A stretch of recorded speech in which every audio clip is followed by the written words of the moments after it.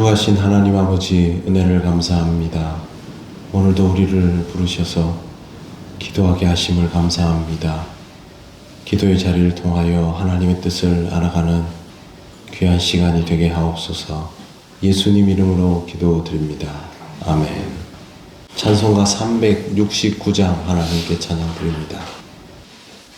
죄짐 맡은 우리 구주 어찌 좋은 친구인지, 걱정 근심 무거운지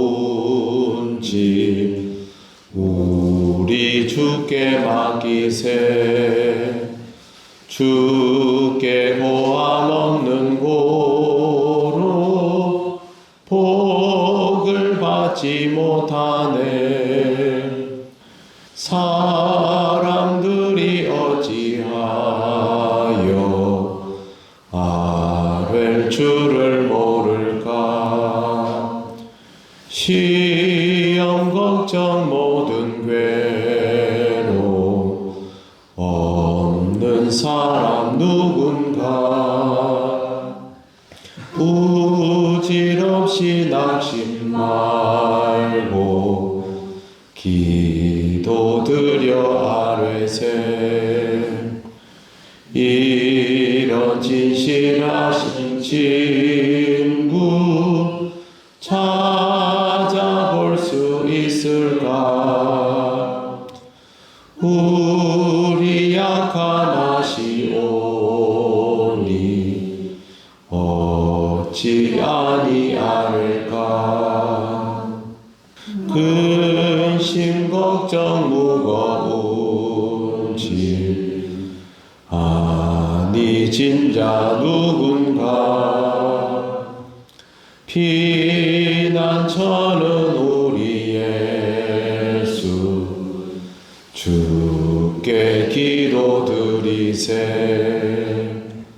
세상 친구 멸시하고 너를 조롱하여도 예수 품에 안기어서 참된 위로 받겠네. 아멘. 하나님 말씀 사도행전 13장 32절에서 34절입니다. 합독하겠습니다. 우리도 조상들에게 주신 약속을 너희에게 전파하노니 곧 하나님이 예수를 일으키사 우리 자녀들에게 이 약속을 이루게 하셨다 함이라.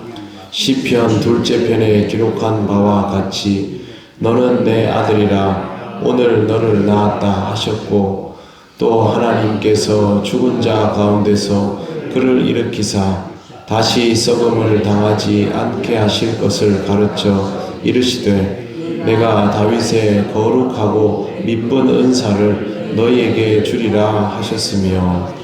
아멘.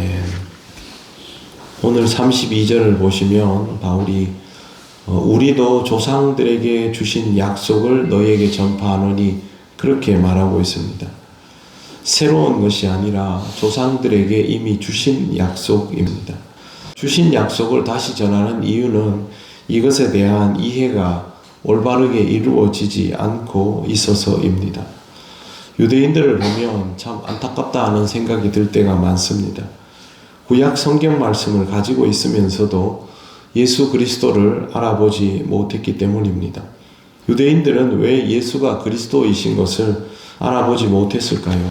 자신들이 원하는 메시아 상을 가지고 그것으로 예수님을 판단하려 했기 때문입니다.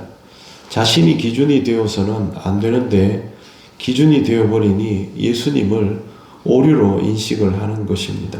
실제로 유대인들은 예수님을 사고뭉치로 이해했습니다.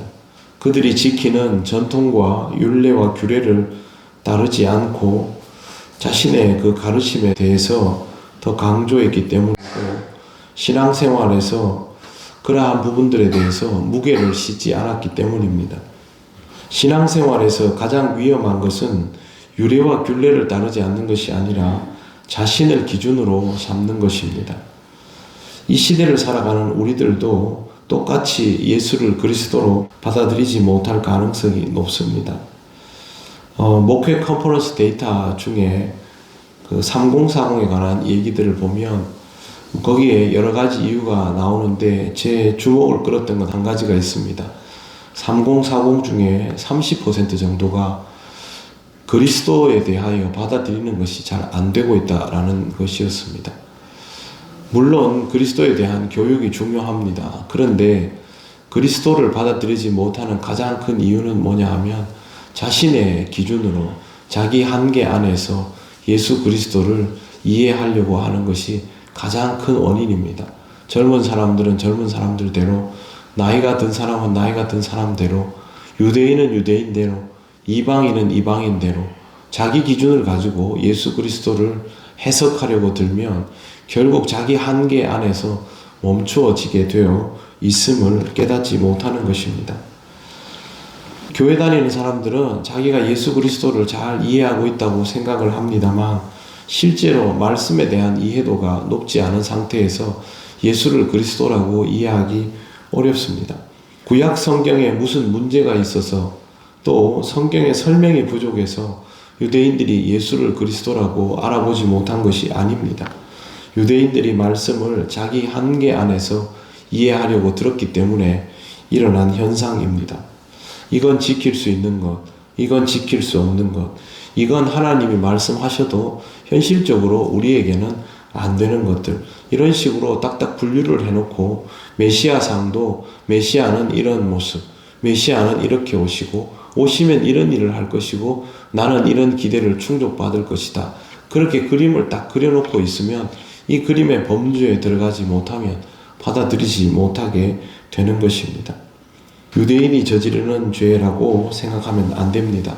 말씀이 기준이 아니라 내가 기준이 되면, 내가 한계를 설정하면 저지를 수밖에 없는 죄라고 생각해야 하고, 그래서 우리는 언제나 말씀 가까이로 더 나아가져야 하고 말씀 앞에서는 어떤 전제도 가지지 않도록 훈련하고 또 훈련하여야 합니다. 비록 갈릴리 나사렛에서 온 젊은 목수라도 그의 말씀이 구약 성경을 관통하는 것임을 안다면, 하나님의 아들이 아니라면 할 수 없는 해석을 하고 있음을 깨닫는다면 예수를 모른 채 할 수가 없습니다. 말씀은 새로운 것이 아닙니다.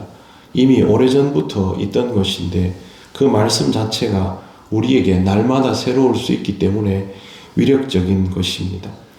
말씀의 위력은 다른 데 있지 않습니다. 전제 없이 읽고 받아들일 수 있을 때 경험되는 것입니다. 진리를 알지니 진리가 너희를 자유케 하리라는 예수님 말씀을 기억하실 것입니다. 이 자유함을 경험하는 은혜를 하나님의 말씀을 통하여 누리게 되시기를 바랍니다. 우리가 알아차리지 못해도 하나님은 예수님을 일으키셔서 우리에게 약속하신 것을 이루어내시는 분입니다. 말씀하신 것을 깨닫지 못하여도 하나님은 그 역사를 이루신다는 것을 잘 기억하셔야 합니다. 33절을 보십시오. 곧 하나님이 예수를 일으키사 우리 자녀들에게 이 약속을 이루게 하셨다 함이라. 시편 2째 편에 기록한 바와 같이 너는 내 아들이라 오늘 너를 낳았다 하셨고, 이 구절에는 예수님의 부활이 이미 예언되어 있음을 시편을 통하여 드러내어 밝히는데, 시편 2째 편은 시편 2편 7절을 말합니다. 바울이 인용하는 이 구절은 너는 내 아들이라 오늘 너를 낳았다 입니다. 다윗에게 적용할 수도 있겠지만 다윗은 이 범주에 사실 들지 못합니다. 나중에 보면 그런 이유를 알 수가 있습니다.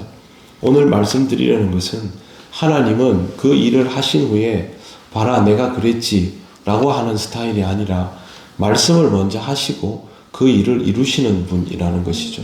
이게 정말 중요한 부분입니다. 우리는 보통 그 일에 대해서 미리 함부로 말하지 못합니다. 왜 그러냐 하면 맞는 경우도 있겠지만 틀린 경우가 더 많기 때문이죠. 그래서 혼자 생각은 해도 그게 이루어지고 나면 그래 그랬지 내 생각이 맞았어 이 정도 수준이지만 하나님은 미리 다 얘기해 주십니다. 그리고 그걸 다 이루어내십니다. 그 말은 하나님이 창조주요 섭리자이시고 심판자이시고 완성자이시기 때문에 그렇습니다. 우리는 이런 하나님에 대하여 이해하고 받아들일 수 있어야 합니다. 부활에 관한 말씀도 주셨습니다. 34절 같이 읽어볼까요? 34절 말씀. 또 하나님께서 죽은 자 가운데서 그를 일으키사 다시 썩음을 당하지 않게 하실 것을 가르쳐 이르시되 내가 다윗의 거룩하고 미쁜 은사를 너희에게 주리라 하셨으며. 아멘. 바울은 예수님의 부활에 대하여 말하면서 다윗의 후손으로 오시는 예수님의 부활을 과거에 하나님께서 다윗에게 주신 거룩하고 미쁜 언약의 성취다라고 정의하고 있습니다. 여기에 인용된 구절이 이사야 55장 3절입니다. 우리가 읽은 그 이사야 55장 3절과 여기에 나온 인용의 표현이 약간 다른 것은 바울이 인용한 것은 헬라어 구약 성경입니다. 70인역이라고 하는데 표현의 차이는 조금 있습니다. 우리 구약 성경에는 내가 너희를 위하여 영원한 언약을 맺으리니 곧 다윗에게 허락한 확실한 은혜니라 입니다. 표현은 좀 달라도 핵심은 다르지 않습니다. 하나님은 약속하시고 그대로 은혜를 베푸시는 분입니다. 다윗에게 그리하셨고 하나님의 종에게 그리하시는 분입니다. 우리가 하나님의 종으로 살아간다면 이와 같은 경험을 할 수 있게 됩니다. 하나님의 종으로 살아간다는 것은 하나님이 얼마나 신실하신지를 경험하게 된다는 의미입니다. 매일 새벽마다 기도로 하루를 시작하시는 여러분, 종일토록 하나님의 신실하심을 경험하는 은혜를 누리시기를 바랍니다. 기도드리겠습니다. 하나님 아버지, 은혜를 감사합니다. 이 하루의 삶도 하나님의 신실하심 아래에서 살아가기 원합니다. 성령께서 인도하여 주셔서 하나님의 종다운 삶을 살아가며 하나님의 은혜를 누리게 하옵소서. 예수님 이름으로 기도드립니다. 아멘. 하늘에 계신 우리 아버지, 아버지의 이름을 거룩하게 하시며 아버지의 나라가 오게 하시며 아버지의 뜻이 하늘에서와 같이 땅에서도 이루어지게 하소서. 오늘 우리에게 일용할 양식을 주시고 우리가 우리에게 잘못한 사람을 용서하여 준 것 같이 우리 죄를 용서하여 주시고 우리를 시험에 빠지지 않게 하시고 악에서 구하소서. 나라와 권능과 영광이 영원히 아버지의 것입니다. 아멘.